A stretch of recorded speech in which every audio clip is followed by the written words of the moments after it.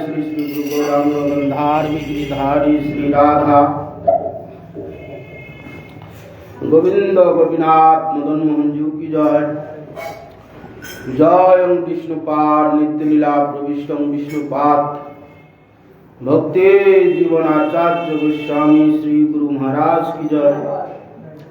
जय विष्णुपाद नित्य लीला प्रविष्टम विष्णुपाद भक्ति कमल मधुसूदन गोस्वामी श्री परम गुरु महाराज की जय। जय श्रीला भक्ति सिद्धांत सरस्वती गोस्वामी ठाकुर प्रभुपाद की जय। जय श्रीला गौर किशोर दास बाबा जी महाराज की जय। जय गौरी बलदेव विद्याभूषण प्रभु की जय। जय विश्वनाथ चक्रवर्ती ठाकुर की जय। जय नरोत्तम श्रीवास स्वानंद प्रभु की जय। जय श्रीला कृष्णदास कविराज गोस्वामी प्रभु की जय। जय नमाचार्य हरिदास ठाकुर महाशय की जय। तुलसी महारानी की जय। भक्ति देवी की जय। भक्ति विघ्न भक्त विघ्न सर्व विघ्न विनाशानकारी भगवान सिंहदेव की जय। जय जगन्नाथ बलराम सुभद्रा देवी की जय। जय भक्ति सिद्धांत सरस्वती ठाकुर प्रभुपादी विरह महोत्सव की जय। जय प्रभुपाद की जय। जय अनंत कोटि वैष्णव वृंद की जय। रूपान गुरु वर्ग की जय। जय समागत भक्त वृंद की जय। जय श्रीपाद भक्ति चरण सागर महाराज की जय। जय श्री भक्ति चंदन अरण्य महाराज की जय। जय श्रीपाद भक्ति शरण विष्णु महाराज की जय। जय श्रीपाद भक्ति करण माधव महाराज की जय।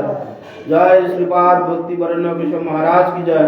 समस्त ब्रह्मचारी वृंद की जय। अनंत कोटि वैष्णव वृंद की जय। रूपान गुरु वर्ग की जय। समागत भक्त वृंद की जय। श्री श्री गुरु गौर प्रमानंदी। जय परम विद्वान नंदी स्वामी श्री श्रीमद् भक्ति मोहन आश्रम महाराज की जय।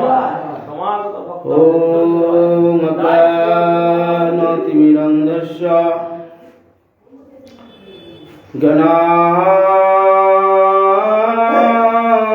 ज्ञानाञ्जनशलाकया चक्षुरुन्मीलितं येन तस्मै श्री गुरुवे नमः। श्री ब्रह्ममर्द गौर्या सरस्वती नमस्तुते।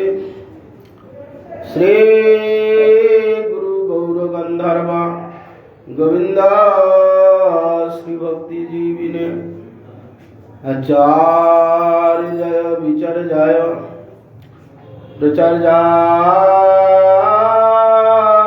तमनुदे कृतकाय रसगाय नित्यगाय नमस्तुते। सत्तमा शिवगतम मानदत्तमा वाग्मिने शांत दंत खंत महंताय नमो नमो। सत्यव्रत संतन्न सौजन्य शपमूर्तये श्रीमते भक्ति जीवनाचार्याय गुरुदेवाय नमो। नमस्त्रिकलकाय जगन्नाथाय सुताय च सविताय सपुत्राय सकलत्राय नमो। नमो महावदन्नाय कृष्ण प्रेम प्रदायते कृष्णाय कृष्ण चैतन्य नमने गौरतिषे नमः। पंचाकल्पतरुवस्य कृपा सिन्धुभ्यैव च पतितानां पावनेभ्यो वैष्णवेभ्यो नमो नमः। বৃন্দায় তুলসী দেবৈ প্রিয়ায় কেশবস্য চ বিষ্ণু ভক্তি প্রদে দেবী সত্যবত্যয়ে নমো নমো। নমস্তে নরসিংহায় প্রহ্লাদায়িনে হিরণ্যকশিপুর বক্ষশিলা টঙ্কনখালয়ে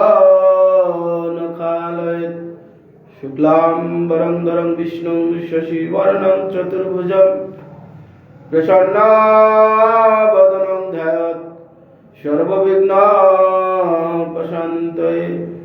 নারায়ণ নমস্কৃত্যং নরং চৈব নরোত্তমং দেবীং সরস্বতীং ব্যাসং ততো জয়মুদীরয়েৎ। মুখং করোতি বাচালং পঙ্গুং লঙ্ঘয়তে গিরিং যৎকৃপাস্তমহং বন্দে শ্রীগুরুং দিনতারিণং। হরে কৃষ্ণ কৃষ্ণ কৃষ্ণ হরে হরে, হরে রাম রাম রাম হরে হরে।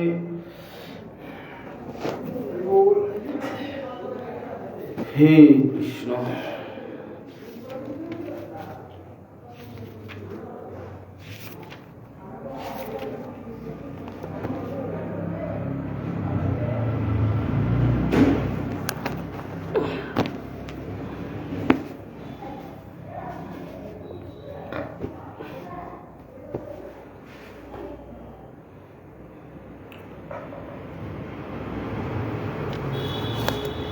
আজ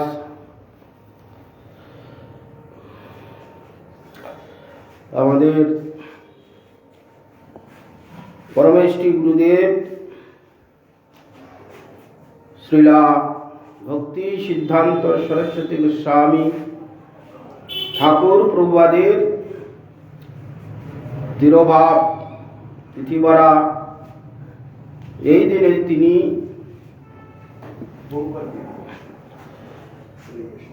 পুনরায় ভগবানের নিত্যলীলায় প্রবেশ করেছেন। ভগবান মাঝে মাঝে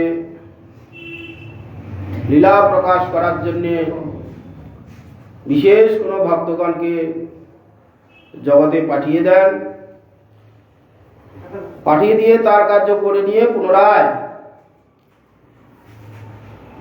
তাকে আবার নিত্যলীলায় নিত্য সেবা প্রদান করেন। ঠিক তদ্রূপ শিলা ভক্তি সিদ্ধান্ত সরস্বতী ঠাকুর প্রভুপাদ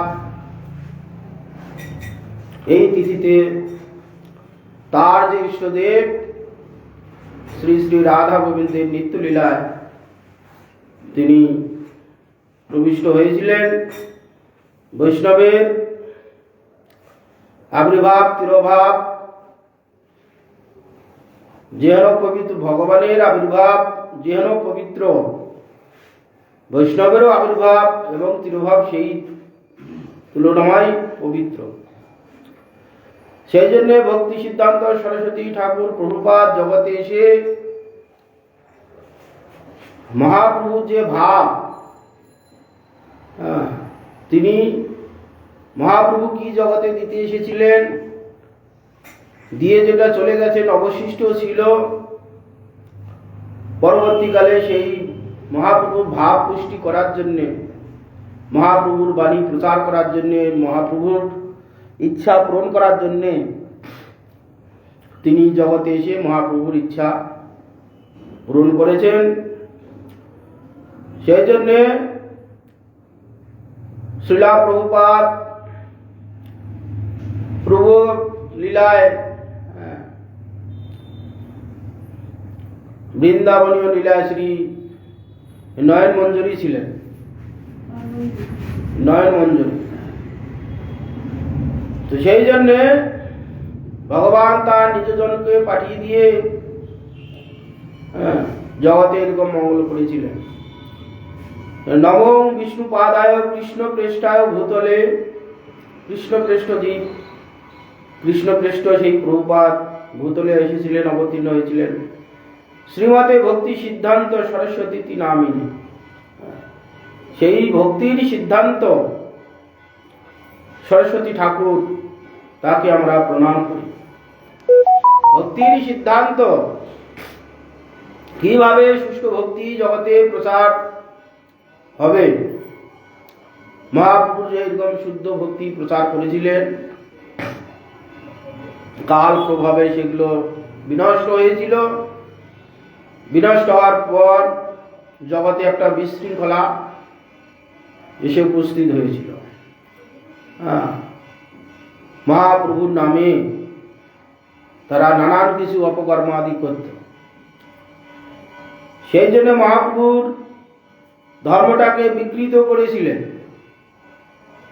সেইটাকে আবার পুনরায় সংশোধন করার জন্যে ভগবান যখন যখন ধর্মের গ্লানি সে উপস্থিত হয়, ভগবান এসে পুনরায় ধর্ম স্থাপন করেন।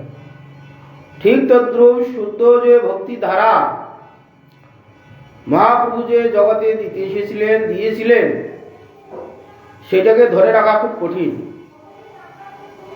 মাঝে মাঝে এসে ধর্মের গ্লানি এসে উপস্থিত হয়। মহাপ্রভু নানান রকম তৎকালীন আউল বাউল কর্তা ভজা নেড়া দরবেশ রাই সহজিয়া সখী ভকি যা স্মার্ত জাত গোসাই অতিবারী চূড়াধারী গৌরঙ্গ নাগরী তোতা কহে এই তেরো সঙ্গ নাহি করি। মহাপ্রভু সময়কার একজন শ্রেষ্ঠ বৈষ্ণব, তিনি এইটা দেখে মহাপ্রভুর আগে তিনি এইসব দেখে এই 13টা অপসম্প্রদায় তিনি নির্ণয় করে গিয়েছিলেন। এইগুলো সব সম্প্রদায় বহির্ভূত নিজ নিজ মনোকল্পিত ধর্ম তারা স্থাপন করেছিলেন। সেই জন্যে সেগুলোকে অতিক্রম করে সেগুলোর সঙ্গে সেগুলোর মতগুলো খণ্ডন করে পুনরায় ভক্তি স্থাপন করেছিলেন শিলা ভক্তি সিদ্ধান্ত সরস্বতী ঠাকুর। প্রভুপাত করতে গিয়ে প্রভুপাতকে অনেক ঝামেলা বইতে হয়েছে। এমনও হয়েছে নবদ্বীপে সেই পরমাতলাতে প্রভুপাত সেখানে ধর্মসভা করতে গেছেন। সেখানে যারা অন্যান্য সম্প্রদায় যারা আছে তারা এই সহজিয়া ভাব তারা পোষণ করতেন। তাদের বাধা দিতে গিয়ে তাদের ক্রোধ এসে উপস্থিত হল। সেই সময় তারা প্রভুপাতকে মারার জন্য অনেক চক্রান্ত করেছিলেন। প্রভুপাত সেখানে পরমতলাতে যাবেন, ধর্মসভা হবে, আর এইদিকে সব ব্যবস্থা হয়েছে যে এই সরস্বতী এলে ছাদের উপর থেকে ইট তার মাথায় মারবো, গায়ে মারবো, মেরে দাও প্রভুপাতকে। এইটা পরবর্তীকালে এখন যে দেবানন্দ গৌড়ীয় মঠ হয়েছে, ভক্তি বেদান্ত কেশব মহারাজ, তিনি সেটা বুঝতে পেরেছেন। তিনি খানিকটা প্রভুপাতের মতন মুখের গঠনটা ছিল, লম্বা এরকম ছিল। সবাই তো দেখেনি প্রভুপাতকে। তিনি এসে বললেন যে প্রভুপাত আপনাকে যেতে হবে না, আপনি ঘরে থাকুন। উনি তখন সাদা কাপড়ে ছিলেন, যে আপনার সন্ন্যাসী বেশ আমাকে দিন, আমি একটি সন্ন্যাসী বেশ ধারণ করে আমি সেখানে সভাতে গিয়ে ধর্মসভা করে আসি, আপনাকে যেতে হবে না। যে যখন এই কেশব মহারাজ দিলেন, ঠিক সেরকম লোকজন শিবপুর থেকে ইট বর্ষণ আদি করতে শুরু করলো। এইভাবে সবার সঙ্গে এরকম লড়াই করে করে শুদ্ধ ভক্তির ধারা পুনরায় তিনি স্থাপন করেছিলেন। সেই জন্য ভক্তির সিদ্ধান্ত সর্বগোস্বামীগণ ভক্তিবিনোদ ঠাকুর ভক্তির সিদ্ধান্ত দিয়েছে। সিদ্ধান্ত দেওয়া করে নিপুণ, কোনো কিছু বাইরে থেকে এসে কেউ প্রবেশ করতে পারবে না। যেমন আমাদের এখানে বলদেব বিদ্যাভূষণ, জীব গোস্বামী ভক্তিটাকে সম্মোট করে ভক্তিটাকে বেঁধে রেখেছে। ঠিক তদ্রুপ এইরকম সরস্বতী ঠাকুর, শ্রীবর্ষ ভানুবী দেবী, দ্বৈতাই কৃপা, শ্রী বার্ষব ভানুবী দেবীর কৃপা পাত্র কে? ভক্তি সিদ্ধান্ত সরস্বতী। আর কৃষ্ণ সম্বন্ধ জ্ঞান প্রদাতা, বিজ্ঞান দায়িনী, সেই প্রভাবে নম, সেই সরস্বতী ঠাকুর তিনি আমাদের প্রতি প্রসন্ন হন। প্রসন্ন হয়ে এই যে আমাদের যে নানা রকম দুর্বিসন্ধি, জীবের বাসনা, সেগুলো দূরীভূত করে কৃষ্ণ সম্বন্ধ এবং বিজ্ঞান, কৃষ্ণ সম্বন্ধে যে বিজ্ঞান জ্ঞান দান করুন আমাদের প্রতি প্রসন্ন হয়ে। এই ভক্তি সিদ্ধান্ত সরস্বতী ঠাকুর পূর্বপদের কাছে আমাদের প্রার্থনা। মাধবজ্জ্বল প্রমাট শ্রী রূপানুগ ভক্তিদ গৌর শ্রী গৌর করুণা শক্তি বিগ্রহায় নমস্তে। সেই যে করুণা শক্তি, গৌর করুণা শক্তি, মহাপ্রভুর করুণা শক্তি, সেই যে ভক্তি সিদ্ধান্ত সরস্বতী ঠাকুর তিনি প্রসন্ন হন, তিনি নমস্তুতে। নমস্তে গৌরবাণী মূর্তে শ্রী দীনতারিণী। আর মহাপ্রভুর মূর্তি গৌরবাণী, মহাপ্রভু যেটা দিয়ে গেছেন, যেটা অবশিষ্ট আছে, সেইটা জগতে প্রচার করিয়েছে মহাশক্তি ভক্তি সিদ্ধান্ত সরস্বতী ঠাকুর। এই রূপানুগ সিদ্ধান্ত যে আমাদের গুরু পরম্পরা, আমাদের যে ভাগবত পরম্পরা, ভগবান থেকে যে ভক্তির দ্বারা নেমে এসেছে, সেই ভক্তির ধারা রূপানুগ সিদ্ধান্ত তিনি সেটা প্রদান করেছেন। ভাগবত পরম্পরা, ভক্ত পরম্পরা আমাদের যে এসেছে স্বয়ং ভগবান থেকে, কৃষ্ণ থেকে আমাদের যে পরম্পরা এসেছে সেটা তিনি জগতে প্রচার করেছেন। শ্রী শ্রীমৎ ভক্তি সিদ্ধান্ত সরস্বতী গোস্বামী প্রভুপাদের সঙ্গে যাদের নিত্য সম্বন্ধ ছিল, তারা তার অপ্রাকৃত ভজনশীল জীবনের কথা বলতে পারেন।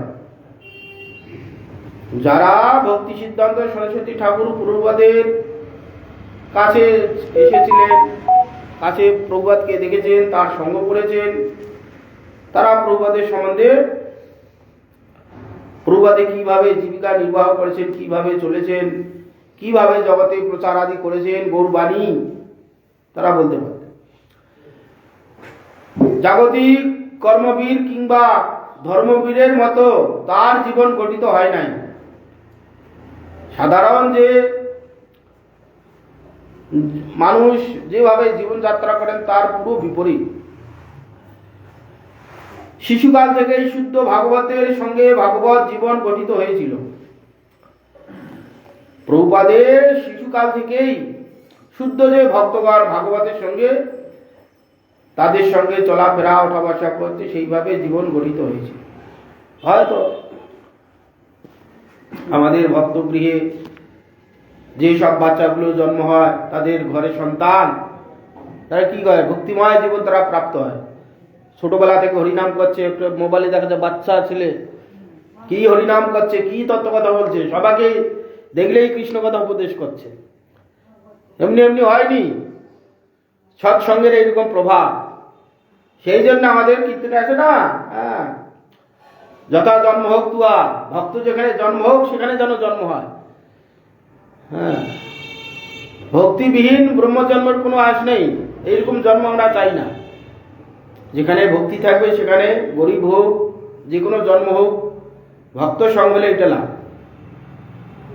ভক্ত যারা হয়েছে, তাদের সন্তান যারা হচ্ছে, তারা ছোটবেলা থেকে তার সন্তানকে ভক্তি পথে নিয়ে যাচ্ছে। ছোটবেলা থেকে মাছ খায়নি, মাংস খায়নি, চা পান বিড়ি খায়নি, অসৎ কথা বলবে না, অসৎ সঙ্গ করে না, তাদের জীবন কিরকম সুন্দর। মিথ্যা কথা কোনোদিন বলবে না, ছোটবেলা থেকে তো শিক্ষা দিচ্ছে, সেইভাবে তার জীবন গঠিত হচ্ছে। প্রভুপাদের এরকম ছিল। জাগতিক চমৎকারিতায় জগতের লোকের মুগ্ধ হয়। জগতের লোক জগতের চমৎকারিতা দেখে মুগ্ধ হয়ে যায়, মানে এটাই সর্বকিছু, এর উপরে আর কিছু নেই, তারা ওইটাতে মেতে থাকে।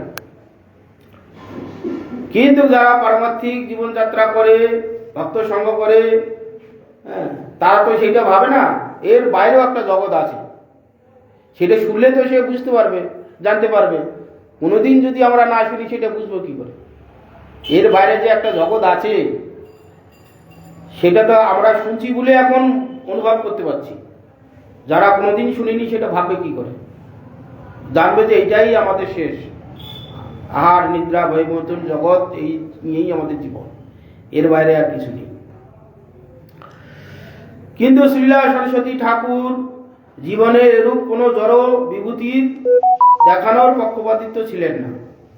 কোনো এরকম জড় পক্ষপাতিত্ব ছিলেন না যে জড় বিভূতি দেখিয়ে লোক আকৃষ্টাদি করব, এরকম কোনো তার ইচ্ছাও ছিল না, প্রতিষ্ঠাও ছিল না। হ্যাঁ, জগতের লোক তো সব বিভূতি পাওয়ার জন্য কত কাণ্ড করে, একটু বিভূতি পেলে দুনিয়া মাত করে দেয়, জগতে প্রচার করে ঈশ্বর বা ভগবান সেজে যায়। প্রভুপাদ সেরকম ছিল না, একবারই ঘোর বিরোধী ছিলেন। কেন? এখানে প্রতিষ্ঠা হলেই মায়ামুগ্ধ হয়ে যেতে হবে, মায়াবদ্ধ হয়ে যেতে হবে। যেটাকে ছাড়ার জন্যে শ্রীমান মহাপ্রভু কি বলছেন? ত্রিনাদপি শুনেছেন তররিবু সহিষ্ণু না অমানিনা মানদন কীর্তনীয় হরি সদা হরি। যে তৃণ ন্যায় নিজ হইতে হবে, এইরকম সবাকেই হইতে হবে, তবে ঠিক ঠিক একদিন আত্ম উপলব্ধি হবে আমি কে। আমরা যদি এখানে জড় মান সম্মান প্রতিষ্ঠার দিকে যাই তো অভিমানটা আরো গাঢ় হবে, আত্মার উপলব্ধি কোনোদিন হবে। তো জগতে যত অন্যান্য আমাদের সাম্প্রদায়িক যে ভক্তগণ আছে তারা বিভূতি পাওয়ার জন্য কত কাণ্ড করে। প্রভুপাদ তার একটা ঘোর পক্ষপাতিত্ব ছিল। আত্ম উপলব্ধি করতে গেলে এরকম হইতে হবে, তৃণের ন্যায় নিচু হইতে হবে। তৃণের ন্যায় নিচু কি আছে? ধূলিকণা আছে। ধূলিকণা তৃণকেই সবাই মেরে যায়। মানুষ পা দিয়ে চলে যাচ্ছে, কুকুর ছাগল বিড়াল যে যায় তৃণকে সব মেরে দিয়ে চলে যায়, তৃণ কিচ্ছু বলে না। এইরকম আমাদের প্রত্যেক সাধককে হইতে হবে, তবে যদি একদিন আমাদের চৈতন্য জাগে, চৈতন্য উপলব্ধি হয়। কিন্তু আমরা একটু কোনো কিছু বলে ফোঁস করে উঠি, তাহলে আমাদের অভিমান আছে, এই অভিমানের দ্বারা আমাদের আত্ম উপলব্ধি হবে না। সেই জন্য প্রভুপাদ একবারে পক্ষপাতিত্ব ছিলেন না। জড়ের প্রতিষ্ঠা এখানে যত সে করবে তত ভারত্ব বাড়বে, ভারে নিচে তত নামাবে। তিনি স্বয়ং এই প্রকার জড় বিভূতিকে বড় ঘৃণা করতেন। এই বিভূতি অনিমা লঘিমা প্রাপ্তি প্রাকাম্য ঈশিত্ব বৈশিত্য কামবসাহিত্য, এই যে বিভূতি একবারে ঘৃণার চোখে দেখতেন। সমস্ত ভক্তগণ যারা শুদ্ধ ভক্ত বিভূতি পেলেও তারা সেটা কাজে লাগান না, ঘৃণার চোখে দেখেন, এ বড় বন্ধন। এই বিভূতি পেলে নিজেকে ঈশ্বর সাজতে ইচ্ছা করে, আমি সব কিছু করতে পারি, রণে বনে জনে জঙ্গলে যেখানে বিপদে পড়বে আমাকে স্মরণ করবে, আমি তোমাদের উদ্ধার করব, করতেও পারে। সে বিভূতি যোগ বলে সে পারে। হ্যাঁ,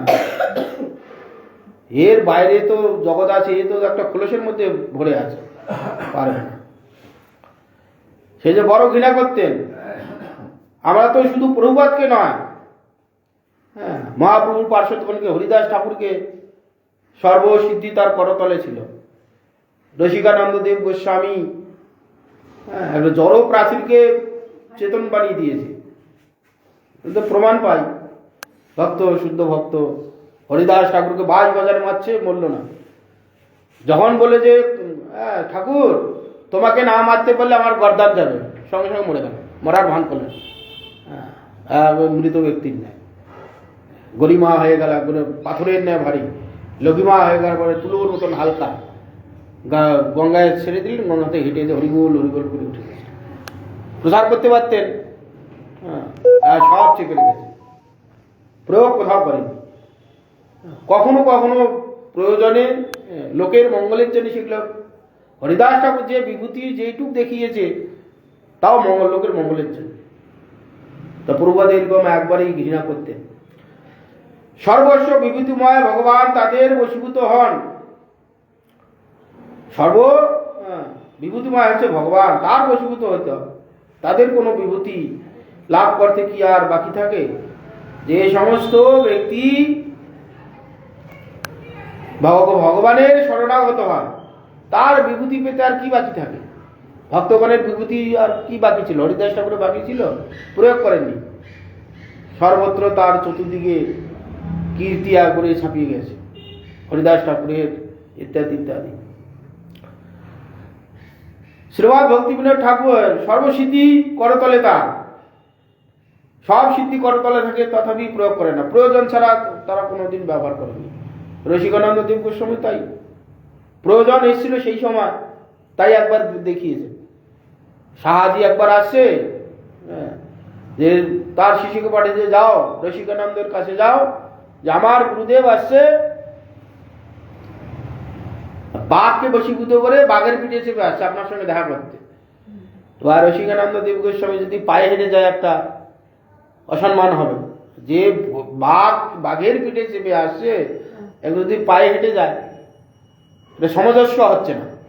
তাহলে আমাকেও কিছু জানে যেতে হবে। এই যেমন জানে আসছে, আমাকে একটা কিছু জানে যেতে হবে। কি জান আছে? গাড়ি ঘোড়া তো নেই, ভাঙ্গা প্রাচীরে বসে সকালবেলা দাঁত মরছিলেন। বলছে এই প্রাচীর চল, প্রাচীরটা হু হু করে চলবে। বিভূতিটা ওইটুক কাজেই লেগে গেছে, এর বাইরে আর কাজে লাগানি।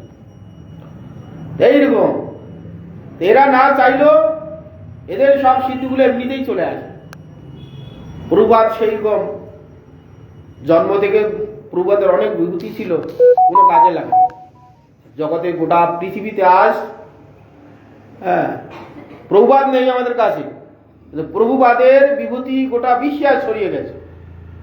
গোটা বিশ্বকে জানছে না প্রভুপাদকে, না শ্রীলা ভক্তি বিনোদ ঠাকুরের কনিষ্ঠ পুত্র বিমলা প্রসাদ, তিনি ভক্তি সিদ্ধান্ত সরস্বতী নামে খ্যাত। তিনি এই জগতে সমস্ত কৃষ্ণ ভক্তি দান করছেন, জগতে প্রচার হচ্ছে। তার কি বাকি আছে?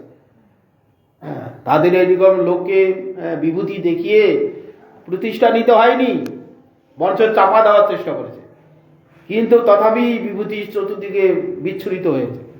আজ গোটা পৃথিবীর কোনো দেশ বাকি নেই যেখানে হরিনাম সংকীর্তন হয় না।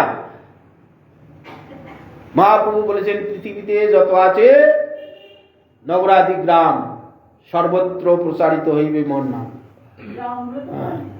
সর্বত্রই হয়। ভারতবর্ষে বাংলায় প্রায় সব জায়গায় হরিনাম তো হচ্ছে, হরিনাম হয় না কোথায়? সর্বত্রই হচ্ছে, বিদেশেও হচ্ছে। বিদেশে আফ্রিকার তারা নিগ্র জাতি অর্ধনগ্ন হয়ে থাকে, তারাও বাচ্চাগুলো হরিনাম করছে, নাচছে। আমরা মোবাইলে দেখতে পাই তো, মোবাইল হয়ে আমরা আরো বুঝতে পারছি যে মহাপ্রভুর যে কথা, আরে হচ্ছে তো কোথাও, সেখানে প্রচার সেরকম হয়নি, হচ্ছে। সেখানে আফ্রিকার ছেলে মেয়েগুলো, বাচ্চা বাচ্চা ছেলে মেয়েগুলো হরিনাম করছে, তিলক কেটেছে। কালো একবারে কুচকুচে কালো লোকগুলো সেখানে তিলক কেটে ধুতি পরে, মেয়েগুলো শাঁখা সিঁদুর পরে তিলক কেটে হরিনাম করছে। আফ্রিকাতে হচ্ছে তো, কোথাও না কোথাও তো হচ্ছেই, পৃথিবী পর্যন্ত যত আছে। তো সেই জন্যে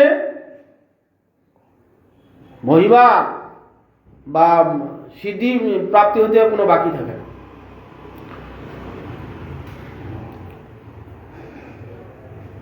শ্রীরাম ভক্তি বিনোদ ঠাকুর মহাশয় ডেপুটি ম্যাজিস্ট্রেট কাজ করার সময় যখন শ্রী শ্রী জগন্নাথ পুরী ধামে মন্দিরের সন্নিকটে নারায়ণ ছাতা নামক ভবনে বাস করেছিলেন। নারায়ণ ছাতা ভক্তি বিনোদ ঠাকুর যখন ডেপুটি ম্যাজিস্ট্রেট ছিলেন পুরী ধামে, মন্দিরের সন্নিকটে যে নারায়ণ ছাতা নামক যে বাসভবনে, সেখানে ভক্তি বিনোদ ঠাকুরের বাড়ি ছিল। পরবর্তীকালে আমাদের সেটা এখন ভক্তি দ্বৈত মাধব গোস্বামী মহারাজ সেই জায়গাটা উদ্ধার করে এখন চৈতন্য গৌড়ীয় মঠ হয়েছে। সেখানে বাস করেছিলেন শ্রীমৎ ভক্তি সিদ্ধান্ত সরস্বতী ঠাকুর, 1878 খ্রিস্টাব্দে ইংরাজি, বাংলা আছে 1280 বঙ্গাব্দে 6 ফেব্রুয়ারি শুক্রবার মাঘী কৃষ্ণা পঞ্চমী তিথিতে আবির্ভূত হয়েছিলেন। হ্যাঁ, এই তিথিতে তিনি আবির্ভূত হয়েছিলেন। এই মহাপুরুষের জননীর নাম ছিল শ্রীমতী ভাগবতী দেবী। ভক্তি সিদ্ধান্ত সরস্বতী প্রভুপাদের মায়ের নাম হচ্ছে ভাগবতী দেবী। শ্রীমৎ ভক্তিবিনোদ ঠাকুর শ্রী বিমলা দেবীর প্রসাদের দ্বারা শিশুর অন্নপ্রাশন করিয়ে নামকরণ করলেন বিমলা প্রসাদ। প্রভুপাদের নাম বিমলা প্রসাদ ছিল না। প্রভুপাদের যখন অন্নপ্রাশন হয়, বিমলা দেবী, জগন্নাথের যে মন্দিরে বিমলা দেবী আছে তার প্রসাদ জগন্নাথের ভোগ হলে সেই প্রসাদ বিমলা দেবীকে নিবেদন করা হয়। বিমলা প্রসাদ জগন্নাথ সব খেয়ে নেন। পান্ডাগণ যে কিছু নিবেদন করেন ভগবান সেখানে সব খেয়ে নেন। পান্ডাগণ অনুভব করতে পারে জগন্নাথ প্রসাদ সব খায় বলে প্রসাদের এত সুস্বাদ। পৃথিবীর মধ্যে সর্বশ্রেষ্ঠ জগন্নাথের প্রসাদ, সব গ্রহণ করেন। কিন্তু ভক্তগণ পাবে কি? সব যদি খেয়ে নেন ভক্তগণ পাবে কি? বিমলা দেবী তার দৃষ্টিতে, তিনি তো অন্নপূর্ণা, তার দৃষ্টি পুনরায় যেরকম প্রসাদ সেরকম হয়ে যায়।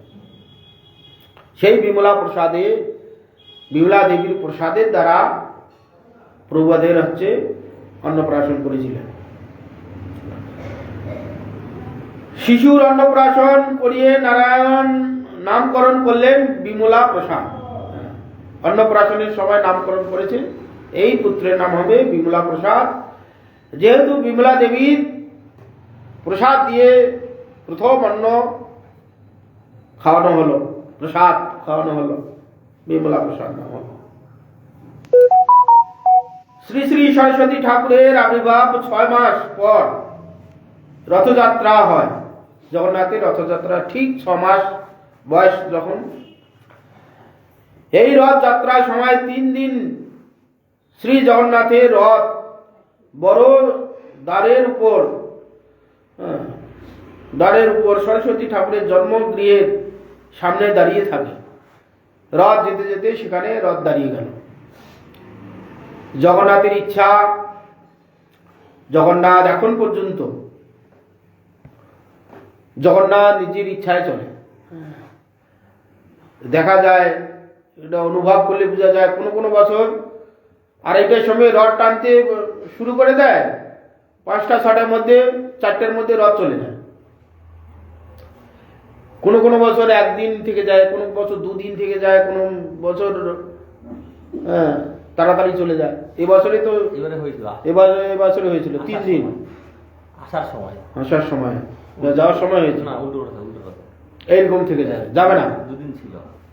হাজার চেষ্টা করেও সেই সময় প্রতাপ রুদ্র আদি যখন ছিল, এরকম হচ্ছিল, তখন হাতি এনে, বড় বড় হাতি এনে সব টানা করেছিল, এক চুল নড়াইতে পারে। হাতি চিৎকার করে পালিয়ে যাচ্ছে, এত ভারী বিশ্বাম্ভর হয়ে ছিলেন, নড়াইতে এক চুল পারেনি। এখনো তাই হয়। সেই জন্য পান্ডাগণ যখন রথ যায়, দেখবেন যারা গেছেন সবাই কাশুন এরকম করে বাজাবে, ঢাই ঢাই ঢাই ঢাই করে। বিনা পয়সায় কাশুরগুলো সব পান্ডাগণকে দেবে। কে কয়টা কাসর ভাঙতে পারে? যার দোকানের কাসর ভেঙে গেল, তার জীবন লালে লাল হয়ে গেল, তার ভাগ্য কৃপা হয়ে গেল। রথ চলতে চলতে রাস্তা ধারে তো বাড়ি, রথ যদি কারো দেয়ালে ঠেকে গেল, দোকানের সামনে লেগে গেল, বাস তার জীবন ফিরে গেল, ভেঙে দিয়ে আবার নতুন করে করব। এইরকম তার প্রভাব ছিল। সেই রকম নারায়ণ ছাতার সামনে এসে বাড়ির দরজার সামনে রথ দাঁড়িয়ে গেল। কোনো মতেই আর যায় না, কত চেষ্টা করছে, বলিষ্ঠ বলিষ্ঠ লোক এনে টানছে, কোনো মতে রথ এক চুল লড়াইতে পারছে না। তার বাড়ির সামনে, দরজার সামনে দাঁড়িয়েছে বাচ্চা, 6 মাস বয়স। ভাগবতী দেবী তখন বলছে, রথ 3 দিন থেকে দাঁড়িয়ে আছে, তাহলে বাচ্চাটাকে একবার নিয়ে যাই, জগন্নাথ দর্শন করে আসুক। বাচ্চা তো অনেক সময় বাচ্চাদের নিয়ে যেতে চায় না, সবসময় অপবিত্র থাকে তো বাচ্চা, পেচাপ পেচাপ করে দেয়। ঠাকুর তারে পবিত্রভাবে রথ যাচ্ছে, প্রভুপাদকে নিয়ে গেলেন, নিয়ে প্রভুপাদকে নিয়ে রথের উপর জগন্নাথের চরণে কাছে শুয়ে দিলেন। এই রথ যাত্রার সময় 3 দিন রথ বড় দ্বারের উপর সরস্বতী ঠাকুরের জন্মগৃহের সামনে দাঁড়িয়ে থাকে 3 দিন। একদিন জননী ভাগবতী দেবী শিশুকে নিয়ে রথের পরি আরোহণ করলেন এবং তাকে জগন্নাথের পাদমূলে ছেড়ে দিলেন। শ্রী জগন্নাথ দেব যেন শিশুর কত কালের পরিচিত। প্রভুপাদের যেন কতকালের জগন্নাথের সঙ্গে তার সম্বন্ধ আছে, পরিচিত। নিজের লোক পেলে কি করে, বাচ্চারা কাছে যায়, আর অপরিচিত লোক হলে কি ভয় পালিয়ে যায়। জগন্নাথের কাছে ছেড়ে দেওয়াতে ভয় করলেন না, জগন্নাথকে যেন জড়িয়ে ধরলেন। আনন্দ ভরে শ্রী জগন্নাথকে শিশু জড়িয়ে ধরলেন, জগন্নাথকে জড়িয়ে ধরলেন ওইটুকু শিশু।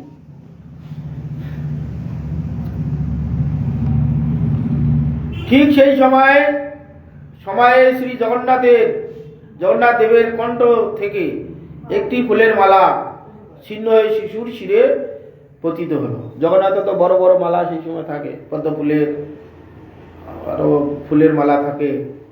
গলা থেকে একটি মালা প্রভুপাদের মস্তকে বললেন।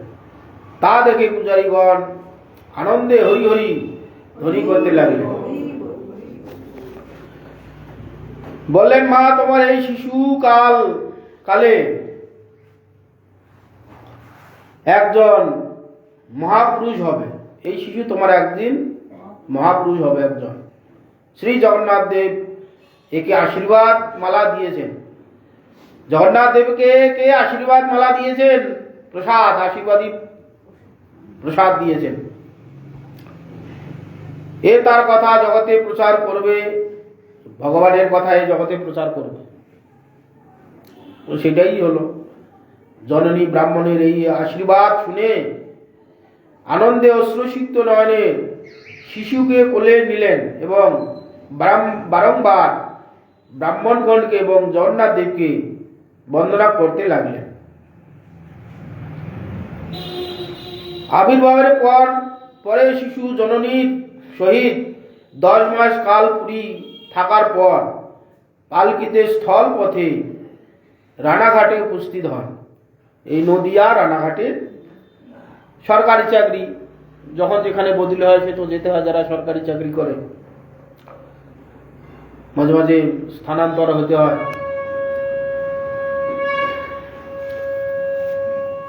শ্রীমৎ ভক্তিবিনোদ ঠাকুর মহাশয় পরম নিষ্ঠাবান সদাচার সম্পন্ন গৃহস্থ ছিলেন। এইরকম গৃহেই তো মহাপুরুষরা হবে। গৃহস্থ সৎ হইতে হবে, নিষ্ঠাবান হইতে হবে। যেরকম আমাদের বেদ শাস্ত্রে জীবিকা নির্বাহ করার বিধান দিয়েছেন, সেইভাবে চললে সেই সব গৃহে মহাপুরুষগণ অবতীর্ণ হন। সৎ ব্যক্তি তারাই আনতে পারেন। পশু পক্ষীর ন্যায় যদি জীবনযাত্রা করি, সেই সব গৃহে কি মহাপুরুষ জন্ম হবে? পশু পক্ষীর ন্যায় জীবনযাত্রার প্রাণী এসে উপস্থিত হবে। সেই জন্য আমাদের ব্যবস্থা আছে। গর্ভধারণ করার সময় ভগবানকে ডেকে জীবনযাত্রা সেইভাবে করতে হবে। যখন কোনো সন্তান আদি ধারণ করবে, সেই সময় ভগবানকে জানিয়ে ভগবানের প্রার্থনা করে তারপরে সন্তান নিতে হয়, তবে সেরকম পুরুষ আসবে, ভক্তগণ আসবে।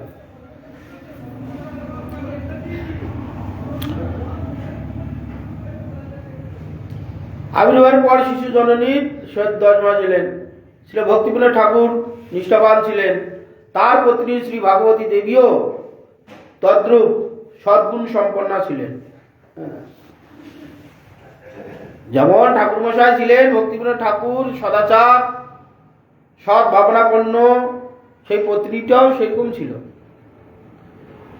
কেন, যে গর্ভে মহাপুরুষ আসবে সেই রকম গর্ভটা হইতে হবে, তো পবিত্র হইতে হবে। অপবিত্র জায়গায় শুদ্ধ ব্যক্তি আসবে না। ভগবানের যারা পার্ষদ, ভগবানের যারা ভক্ত, সেই রকম গৃহেই আসবে, সেই রকম গর্ভে আসবে। যার তার গৃহে আসবে না, যার তার গর্ভে আসবে না। সেরকম তার গর্ভস্থানটা হইতে হবে। তো সেরকম ভগবতী দেবীও ছিলেন। তারা পুত্র কন্যাগণকে কদাপি ভগবত প্রসাদ ছাড়া অন্য কোনো বস্তু খেতে দেন নাই। ছোটবেলা থেকেই যা খাবে ভগবত প্রসাদ খাবে, ভগবত প্রসাদী ছাড়া অন্য বস্তু খাওয়া চলবে না। এইরকম ছিলেন। তাহলে কতটা সদাচার হলে? অনিবেদিত বস্তু আমরা প্রতি গ্রাসে গ্রাসে পাপ ভোজন করি। আমরা বিচার করি না, তাই যে বস্তুটা আমি খাচ্ছি, গ্রহণ করছি, সেই বস্তুটার পিছনে কত জীব হত্যা হয়েছে আমরা ভেবে দেখেছি কি? আমরা কেউ ভেবে দেখি না। খাদ্যবস্তু সামনে এসেছে, টাকা আছে, কিনছি, টক টক করে খেয়ে নিচ্ছি। ওই খাদ্যবস্তুটা প্রস্তুত করতে গিয়ে কত জীবকে হত্যা করতে হয়েছে, সেই জীবের পাপগুলোকে ভোগ করবে। আমি খেলে আমাকে ভোগ করতে হবে, রক্ষা নেই। ভগবানকে যদি নিবেদিত করা হয়, ভগবান সর্বভোক্তা, ভগবান সর্বশক্তিমান, সর্বশক্তি আছে, ভগবানের সৃষ্ট জীব, তার উদ্দেশ্যে কোনো জীব যদি হত্যাও হয়, সেটা হত্যা নামে কথিত হবে না। ভগবান তাকে সব তার সদ্গতি দেবে। ভগবান কোনো ব্যক্তিকে যদি ভগবানের সেবা করতে গিয়ে মৃত্যু হয়ে যায়, সঙ্গে সঙ্গে ভগবান তার ব্যবস্থা করবে। যদি আমরা ভগবান নিবেদিত না করি, যে অন্নটা খাচ্ছি, আজকে দুপুরে যে অন্নটা খেয়েছি, 100 চালের হোক, 50 গ্রাম চালের হোক, 100 গ্রাম চালের হোক, সেটা পিছন যদি আমরা দেখি, মাটি কর্ষণের সময় কত জীব মরেছে, লাগানোর সময় কত বীজে পোকা মরেছে, পোকা ধরেছে, ঔষধ প্রয়োগ করার সময় কত পোকা মরেছে, তাকে ধানটাকে পেটানোর সময় কত পোকা মরেছে, সিদ্ধ করার সময় জলের সঙ্গে কত পোকা মরেছে, আবার সেইটাকে অন্ন রান্না করতে গিয়ে জলের মধ্যে পোকা আছে, কাঠের মধ্যে পোকা আছে, সেগুলো কত হত্যা করেছি আমি। তার ফলে একটু পুষ্টি স্বরূপ খাচ্ছি, ইন্দ্রিয় সুখ হচ্ছে।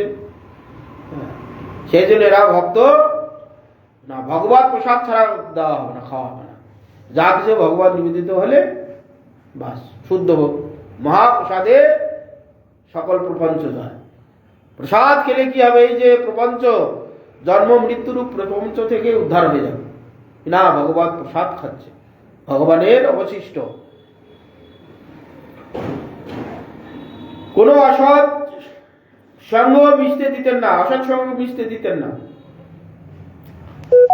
1881 সাল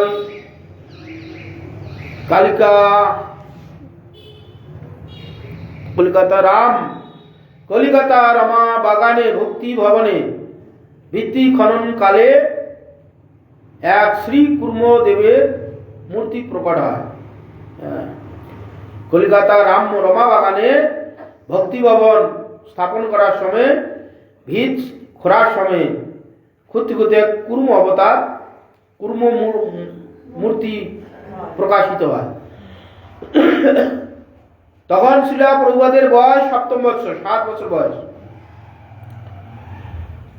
শ্রী সরস্বতী ঠাকুরকে শ্রী ভক্তিবিনোদ ঠাকুর মহাশয় শ্রী নাম মন্ত্র দিয়ে কুর্মদেবের সেবা করার নির্দেশ দিলেন। তখন মাত্র 7 বছর বয়স। কতটুকু? তখন থেকে ভগবানের সেবার ব্যবস্থা করে দিয়েছেন ভক্তিবিনোদ ঠাকুর। ভগবানের সেবা করো, ভগবানের সেবা ছাড়া উপায় নেই। যা কিছু করি আমরা ভগবত উদ্দেশ্যে আমাদের করতে হবে।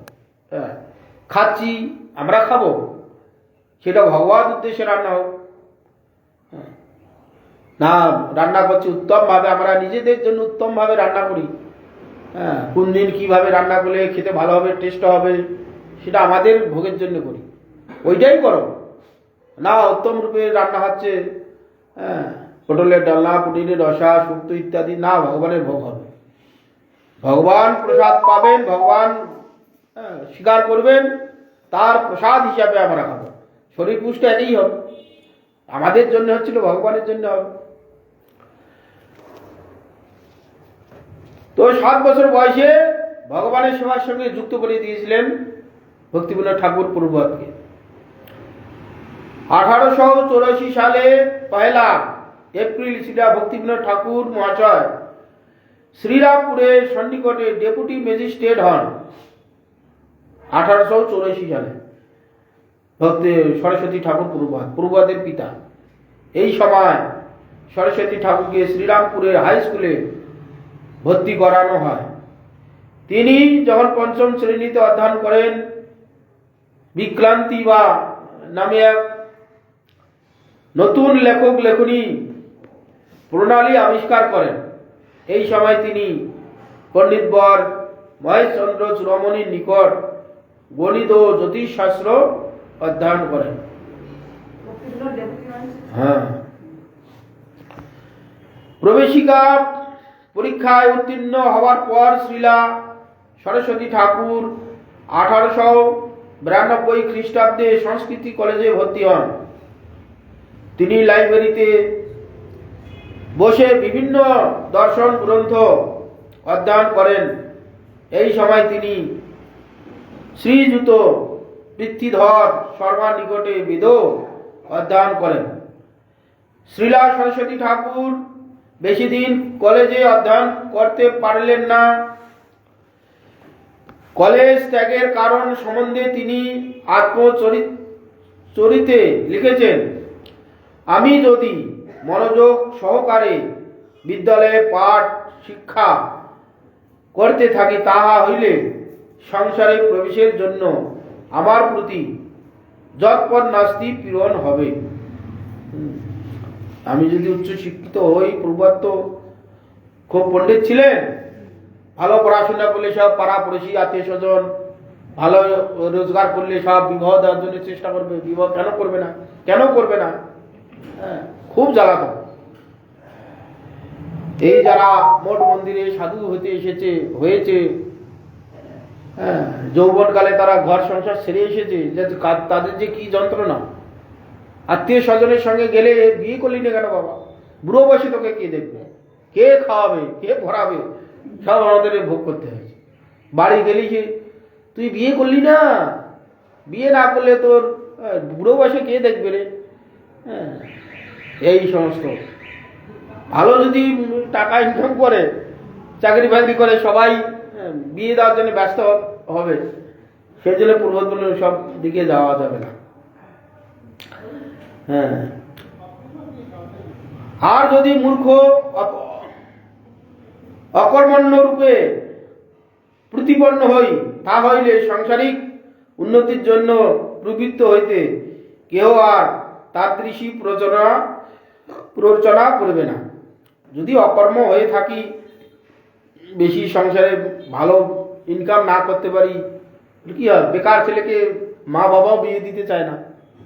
হ্যাঁ, বলে ওকে বিয়ে দিয়ে কি করবে, সংসার করতে পারবে না, ভালো খাওয়াতে পড়াইতে পারবে না, বউকে অশান্তি হবে, বাবা বিয়ে করার দরকার নেই, এরকম করবে। সেজন্য দরকার নেই, আমি যেটুকু পড়েছি আমার কাজ চলার মতন ওই পর্যন্ত থাক। পূর্বাদের এটা ইচ্ছা হয়েছিল যে আর আমি পড়াশোনা করবো না, বেশি পড়াশোনা করলে বেশি ডিগ্রি হবে, ডিগ্রি হলে প্রচুর টাকা ইনকাম হবে, তখন সবাই উৎপীড়ন করবে।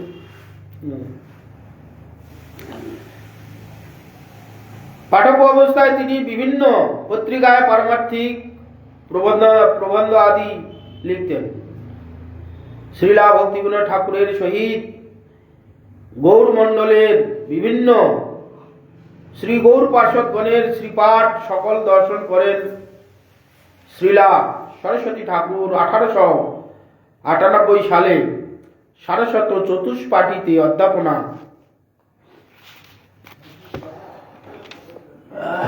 করবার সময় পৃথকভাবে ভক্তি ভবনে পণ্ডিত বর শ্রীযুত পিতৃধর শর্মা নিকট সিদ্ধান্ত কৌমুদী অধ্যয়ন করেন। অল্পকালের মধ্যে তিনি সিদ্ধান্ত কৌমুদীতে বিশেষ জ্ঞান লাভ করেন। 1897 সালে তিনি ভক্তি ভবনে স্বতন্ত্র একটি সারস্বত চতুষ্পাঠী স্থাপন করেন। তাতে ছাত্রগণকে জ্যোতিষশাস্ত্র অধ্যয়ন করান। সারস্বত চতুষ্পাঠী হতে সরস্বতী ঠাকুর জ্যোতিষবিদ বৃহস্পতির প্রভৃতি মাসিক পত্রিকা এবং জ্যোতিষ শাস্ত্রের অনেক প্রাচীন গ্রন্থ প্রকাশিত করেন। শ্রীলা সরস্বতী ঠাকুর কিছুদিন স্বাধীন ত্রিপুরা স্টেটের কর্ম গ্রহণ করেন। ত্রিপুরায় রাজন্যবর্গের জীবন চরিত রাজরত্নকর গ্রন্থ প্রকাশের সম্পাদনা করতে লাগলেন। পরে তিনি যুবরাজ ব্রজেন্দ্র কিশোরের সংস্কৃত ও বাংলা শিক্ষার ভার গ্রহণ করেন। কিছুদিন এই কার্য করার পর তিনি ত্রিপুরা রাজ্যের বিভিন্ন কার্য পরিদর্শনের ভার নেন। বৈষয়িক কার্যের মধ্যে বিবিধ প্রকার হিংসা, দেশ, মৎসাহ্য প্রভৃতি দেখে তিনি উহা শীঘ্রই ত্যাগ করতে ইচ্ছা করলেন। মহারাজ রাধিকা কিশোর মাণিক্য বাহাদুর তা অনুমোদন করে তাকে সম্পূর্ণ বেতন পেনশন প্রদান করেন। শ্রীলা সরস্বতী ঠাকুর 3 বছর পেনশন ভোগ করে তা নিজেই বন্ধ করে দেন। 1898 সালে অক্টোবর মাসে তিনি শ্রী ভক্তি বিনোদ ঠাকুরের সহিত কাশী, প্রয়াগ, গয়া প্রভৃতি তীর্থস্থান গমন করেন। কাশীতে শ্রী রাম মিশ্র শাস্ত্রীর সহিত রামানুজ সম্প্রদায়ের সম্বন্ধে নানা আলাপ আলোচনা হয়। তখন থেকে তার অদ্ভুত বৈরাগ্যময় জীবন বিকশিত হতে থাকে। তিনি মনে মনে সদ্গুরুর অনুসন্ধান করতে লাগলেন। শ্রীলা ভক্তিবিনোদ ঠাকুর তার মনোভাব বুঝতে পেরে তাকে বৃন্দাবনের সিদ্ধ বাবা শ্রীলা গৌরকিশোর দাস বাবাজি মহারাজের শ্রীপাদ পদ্ম আশ্রয় করতে নির্দেশ দিলেন। শ্রীলা সরস্বতী ঠাকুর শ্রীলা ভক্তি বিনোদের উপদেশ মতো শ্রীলা গৌরকিশোর দাস বাবাজির নিকটে দীক্ষা প্রার্থনা করেন। প্রথম দিন শ্রীলা বাবাজি মহারাজ বলেন, আমি আপনাকে কৃপা করতে পারি কি না মহাপ্রভুকে জিজ্ঞাসা না করে আমি কিছু বলতে পারবো না। তিনি সিদ্ধ বাবাজি ছিলেন, গৌরকিশোর দাস বাবাজি মহারাজ প্রভুপাদের গুরুদেব। দ্বিতীয় দিন সরস্বতী ঠাকুর শ্রীলা বাবাজি মহারাজের নিকটে উপস্থিত হলেন। বাবাজি মহারাজ বললেন, আমি শ্রীমান মহাপ্রভুকে জিজ্ঞাসা করতে ভুলেই গেছি। সেদিন ফিরে গেলেন। তৃতীয় দিন সরস্বতী ঠাকুর উপস্থিত হলে শ্রীলা বাবাজি মহারাজ বললেন, আমি মহাপ্রভুকে জিজ্ঞাসা করেছি। তিনি বললেন, সুনীতি বা পাণ্ডিত্যের ভগবত ভক্তির কাছে কিছুই অতি তুচ্ছ। তন্ত্রবনে সরস্বতী ঠাকুর বললেন, আপনি কপট চূড়ামণির সেবা করেন তাই না? বঞ্চনা করেন, আমায় কৃপা করতে চান না। আপনি তো কপট চূড়ামণির সেবা করেন, তার সেবা করলে তার মতোই ভাব হবে। অতএব আমি গোষ্ঠী পুণ্যের নিকট রামানুজ আচার্য 18 বার 18 বার প্রত্যাখ্যান করেছিলেন, তারপরে ছাড়েননি। তারপরে গিয়ে রামানুজাচার্যকে শিষ্য করেছিলেন। ঠিক তদ্রূপ গোষ্ঠী পুণ্যের ন্যায় আমিও কতবার আপনি ফেরাবেন? যতদিন আমাকে শিষ্যত্ব আপনি গ্রহণ না করবেন ততদিন আমি আপনার কাছেই আসবো, আপনার কাছেই আমি দীক্ষা নেব।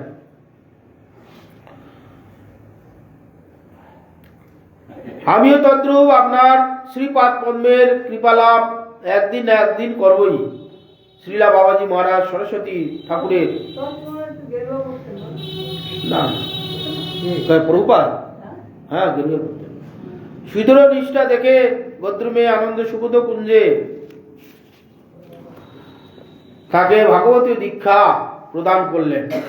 শ্রীলা গৌরকিশোর দাস বাবাজি মহারাজ সাক্ষাৎ বৈরাগ্য মূর্তি। হ্যাঁ, গৌরকিশোর দাস বাবাজি মহারাজ সাক্ষাৎ বৈরাগ্য মূর্তি। তার কিরকম বৈরাগ্য! হ্যাঁ, শুধু কপিন পরে থাকতেন, কখন কি পেতেন কোনো ভ্রুক্ষেপ নেই। কখনো চাল গঙ্গার জলে কানিতে ভিজে রেখে দিতেন, জল পেয়ে চালটা মোটা হয়েছে সেটাই খেয়ে থাকতেন। হ্যাঁ,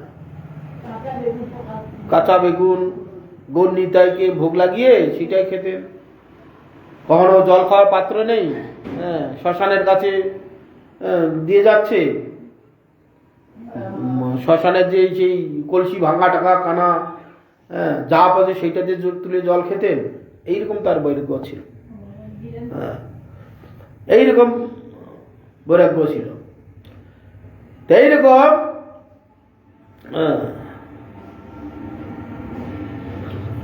কোন রকম জীবনযাত্রা করতেন।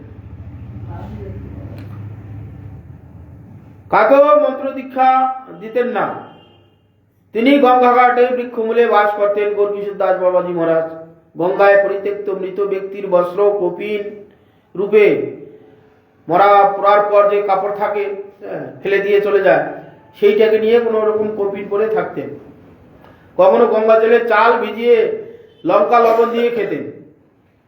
কখনো পরিত্যক্ত মৃত ভাণ্ড গঙ্গা জলে ধুয়ে তাতে অন্ন ফুটিয়ে খেয়ে নিতেন ভোগ দিয়ে। সেটা আবার গৌর নিত্যানন্দকে সেটাই ভোগ দিয়ে খেতেন। এইরকম ছিল। 1900 সালে মার্চ মাসে শ্রীলা ভক্তি বিনোদ ঠাকুর শহীদ সরস্বতী ঠাকুর বালেশ্বর, যমুনা, ভুবনেশ্বর, পুরী প্রভৃতি স্থানে পরিভ্রমণ করেন। স্থানে স্থানে ভক্তি বিনোদ ঠাকুর নির্দেশ মতো শ্রী চৈতন্য চরিতামৃত ব্যাখ্যা করেন। শ্রীলা ভক্তি বিনোদ ঠাকুরের দৌলতে শুদ্ধ ভক্তি মন্দাকিনী পুনঃ প্রবাহিত হয়। শ্রী গৌর পার্শ্বদগণের অপরের পর গৌরীয় বৈষ্ণব জগতে এক অন্ধকার যুগ এসেছিল। সেই যুগের অবসান ভক্তি বিনোদ ঠাকুর মহাশয় গৌর নিত্যানন্দের বাণী জগতে প্রচার করেন। তিনি শুদ্ধ ভক্তি সিদ্ধান্ত বিষয়ক বহু গ্রন্থ প্রণয়ন করেন, বহু পারমার্থিক পত্রিকা প্রকাশ করেন। তার কৃপায় বহু সজ্জন ব্যক্তি গৌর সুন্দরের ভজন করেন। এইভাবে প্রভুপাদ চেষ্টা করেছেন। প্রভুপাদের কিরকম চেষ্টা! প্রত্যেক ব্যক্তিকে তিনি হরিনাম শোনাবেন, সবাই যেন হরিনাম করে, জগৎ থেকে উদ্ধার হয়, এইরকম প্রভুপাদের চেষ্টা। হরিনাম করতে করতে একদিন মদন মোহন মালব্য চৈতন্য মঠে এসে বলছেন, সরস্বতী ঠাকুর, আপনার যে চেষ্টা, আপনার যে গৌরবাণী প্রচারের যে চেষ্টা, আমার মতে প্রত্যেক গ্রামে গ্রামে একটি করে চৈতন্য মঠ আপনি স্থাপন করুন, তবে জগতে চৈতন্য ফিরবে। আপনার এইরকম সুন্দর বাণী, সুন্দর প্রচার, ভগবানের কথা জগতের লোক জানে না। মদন মোহন মালব্য বলছে যে প্রত্যেক গ্রামে একটি করে আপনি চৈতন্য মঠ স্থাপন করুন, করলে জগতের লোক যদি একটু ভগবানমুখী হয়। প্রভুপাদ বলছেন আপনি খুব কম কথা বললেন মশাই। প্রত্যেক গ্রামে গ্রামে একটা করে চৈতন্য মঠ স্থাপন করে কি হবে? প্রত্যেক হৃদয়ে হৃদয়ে একটা করে চৈতন্য মঠ স্থাপন করতে পারলে আমার আনন্দ হয়। এইরকম প্রভুপাদের ভাব ছিল। চেষ্টা কত ছিল! পত্রিকা বার করতেন। বৃহৎ মৃদঙ্গ হচ্ছে পত্রিকা। আমরা খোল বাজালে কতটুকু শব্দ যায়? 1/2 কিলোমিটার যাবে, এর বেশি তো যাবে না। এর দ্বারা প্রচার হবে না। প্রভুপাদ কি করলেন না, পত্রিকা বার করতে হবে, বৃহৎ মৃদঙ্গ। পত্রিকা বহুদূর পর্যন্ত চলে যাবে শব্দ। পত্রিকার মধ্যে ভগবানের কথা লেখা থাকবে, বহু দেশ বিদেশ চলে যাবে, সেখানকার লোক পড়বে, মহাপ্রভুর কথা জানতে পারবে। এইভাবে কত মহাপ্রভু প্রভুপাদ চেষ্টা করেছেন। স্থানীয় ভক্তি বিনোদ ঠাকুর নির্দেশে চৈতন্য আদি দেখলেন। সেই যুগের অবসান ভক্তি বিনোদ ঠাকুরের গৌর নিত্যানন্দের বাণী প্রচার করান। তিনি শুদ্ধ ভক্তির বিষয়ক বহু গ্রন্থ রচনা করেছিলেন। 1916 সালে বঙ্গাব্দে 1321 আষাঢ় গৌর শক্তি গদাধর পণ্ডিতের তিরোভাব তিথিতে দিন শ্রী ভক্তিবিনোদ ঠাকুরের প্রকট হন। ভক্তিবিনোদ ঠাকুর মহাশয়ের নিত্যলীলা প্রবেশ করবার পূর্বে সরস্বতী ঠাকুরকে বলেন, বড় স্বরগোস্বামীর গ্রন্থ এই গৌর সুন্দরের শিক্ষা বিশেষভাবে সর্বত্র প্রচার করো। মহাপ্রভুর জন্মস্থানে উন্নতি করা চাই। এইভাবে যখন ভক্তিবিনোদ ঠাকুর নির্দেশ দিয়েছিলেন এবং ভগবতী দেবীও প্রভাতকে বললেন, পরলোক গমনের পর যাবার সময় হাত ধরে প্রভাতকে বললেন, অবশ্যই আমার গৌর সুন্দরের কথা ও তার ধাম শ্রী মায়াপুর সর্বত্রই প্রচার করবে। সরস্বতী ঠাকুর পিতৃমাতৃর আজ্ঞা শিরে ধারণ করে বিপুল উদ্যমে গৌর সুন্দরের বাণী প্রচার করতে আরম্ভ করলেন।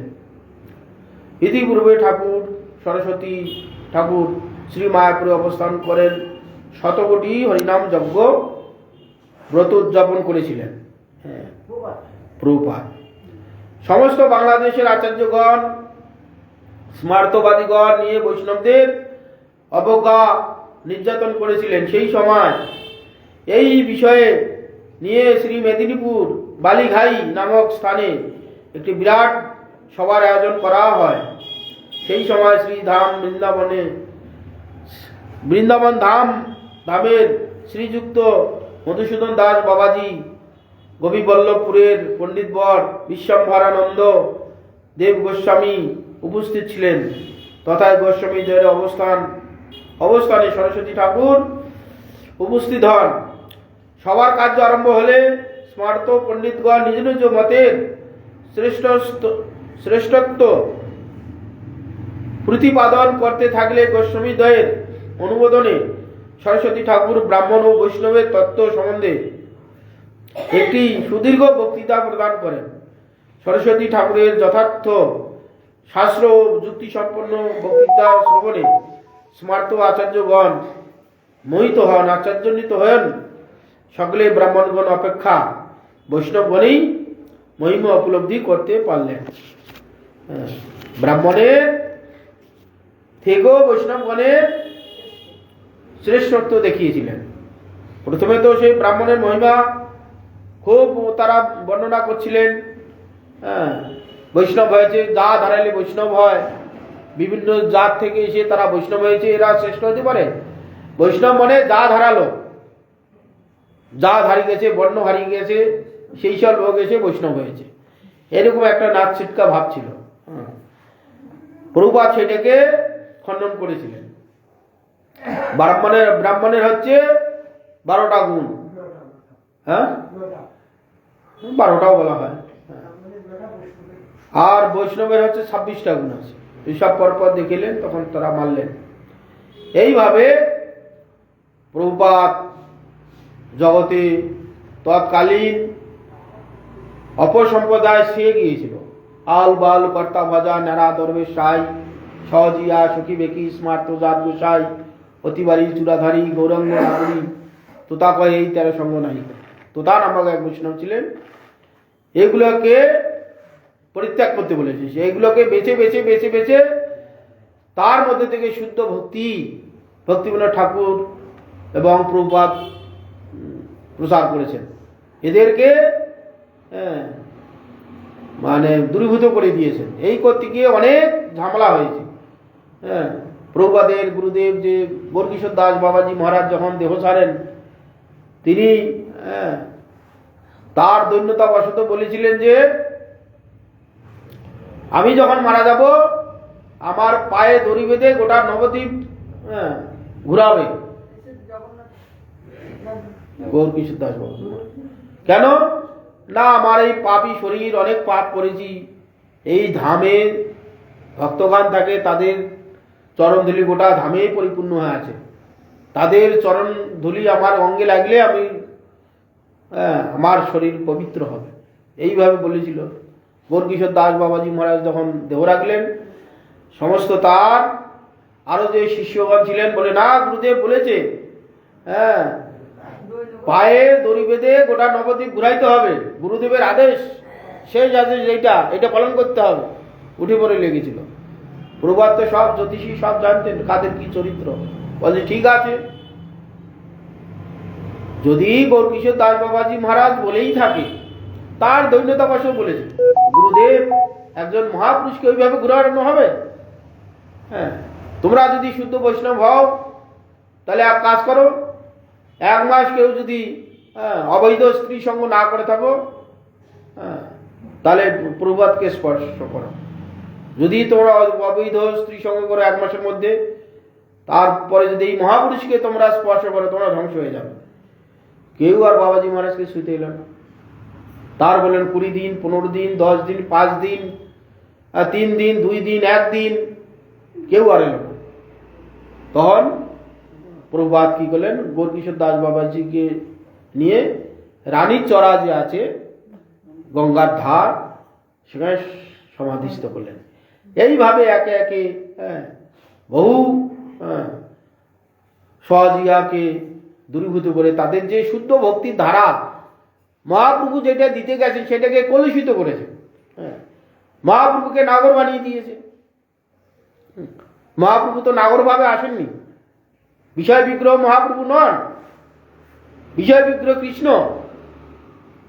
মহাপ্রভু যদি নিজেই বিষয় বিগ্রহ হন তাহলে আশ্রিত বিগ্রহে আস্বাদন করতে পারবেন না। একজন বিষয় বিগ্রহ হতে হবে, একজন আশ্রিত বিগ্রহ হতে হবে। মহাপ্রভু রস আস্বাদন করেছেন, মহাপ্রভুকে গৌর নাগর বানিয়ে দিয়েছে। এটা মহাপ্রভুর ইচ্ছার সম্পূর্ণ বিরোধ। বৃন্দাবনে দাস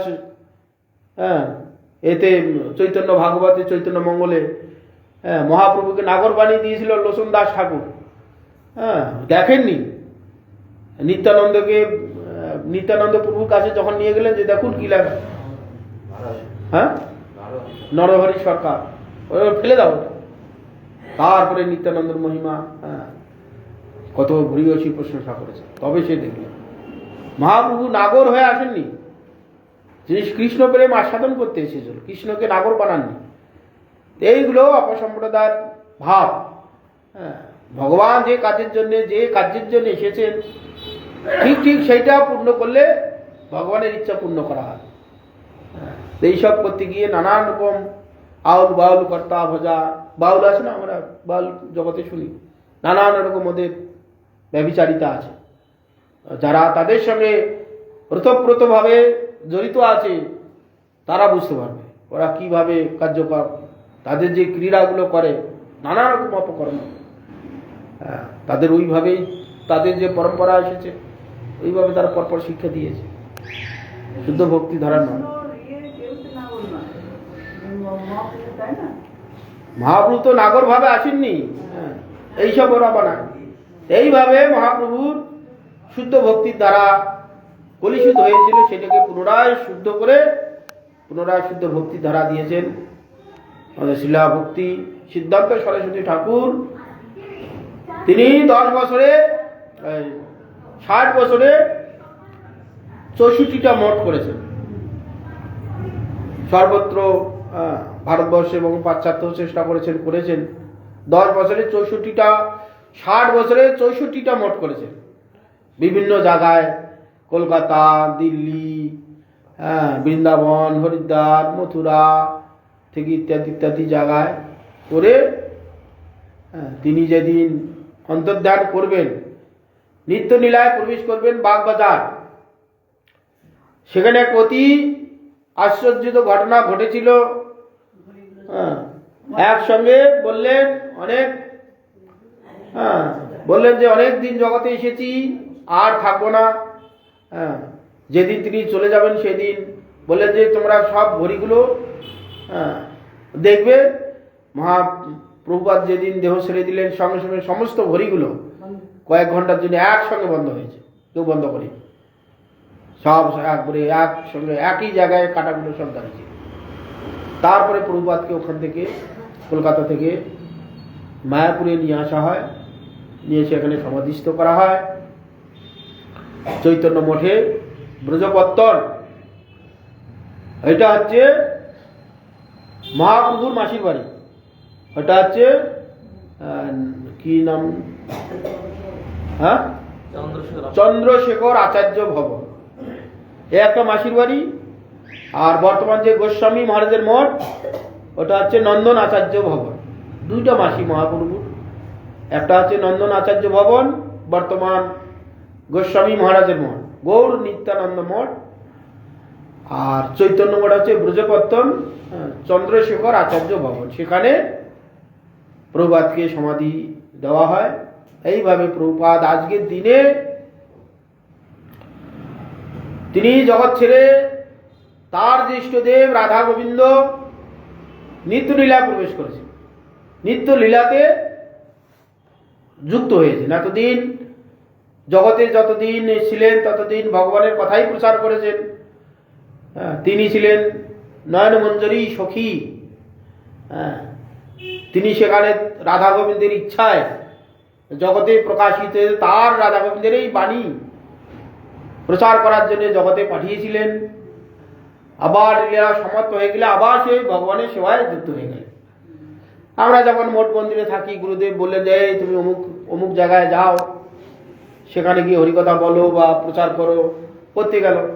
একদিন, 2 দিন, 1 সপ্তাহ, 2 সপ্তাহ থাকলো, প্রচার হলো, পুনরায় শেষ হয়ে গেলো, আবার মঠে চলে এলো। ঠিক তদ্রূপ তারা ভগবানের নিত্য সিদ্ধ পার্ষদ, ভগবানের সেবায় নিরন্তর থাকেন, ভগবানের ইচ্ছায় জগতে প্রকাশিত হয়ে জগৎজীবকে উদ্ধার করার জন্য কিছুদিনের জন্য আসেন, এসে জগৎকে মঙ্গল করে পুনরায় রাধা গোবিন্দের লীলায় আবার প্রবেশ করেন।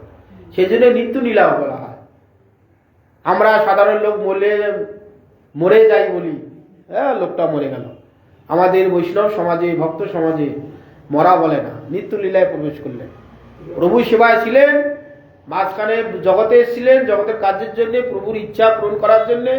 কার্য শেষ হয়ে গেল, নিত্য লীলাতে প্রবেশ করলেন। যে নিত্য লীলা চলছিল, আবার সেই লীলাতে গিয়ে ভগবানের সেবায় যুক্ত হয়ে গেলেন। সেই প্রভুপাদ আজকের দিনে নিত্য লীলায় প্রবেশ করে তার যে আরাধ্য দেব রাধা গোবিন্দের সেবায় যুক্ত হয়েছেন, তিনি আমাদের প্রতি প্রসন্ন হন। এখন অনেক কথা আছে, সময় নেই। তিনি আমাদের প্রতি প্রসন্ন হন, প্রসন্ন হয়ে আমাদের ভক্তি দান করুন। এই প্রভুপাদের ভক্তি সিদ্ধান্ত সরস্বতী ঠাকুর প্রভুর কাছে এই আমাদের প্রার্থনা। শ্রীরূপ মঞ্জরি পদ, কত কথা যার তুমি ভুলে গেছো, কম্পিউটার ফেল হয়ে যাবে। যার ধন